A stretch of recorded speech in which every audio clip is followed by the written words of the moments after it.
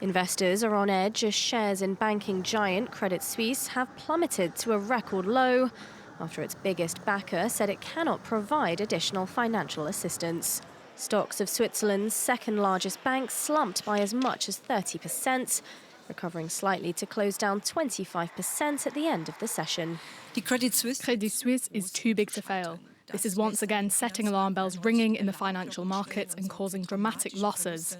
This bank is of a different order of magnitude than the US banks that were closed most recently. It is systematically important for Switzerland, but also very significant internationally. Investors took to their heels after its biggest single shareholder, Saudi National Bank, announced it would halt any further funding due to regulatory reasons that limit its stake to 10%. The fallout spilled over for other European banks, with losses of over 10% for French and German neighbours Société Générale, BNP Paribas and Deutsche Bank.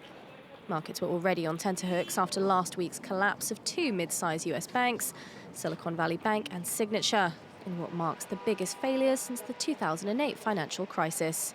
There's been a reassessment of risk in the banking sector following the problems in the United States last week, and there's sort of contagion, not because they had any connection with Credit Suisse, but because investor sentiment changed and people were scrutinizing other banks more carefully, and Credit Suisse is seen as the weakest link, if you like.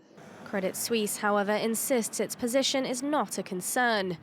The European Central Bank is due to meet Thursday and is likely to address the instability in the banking sector.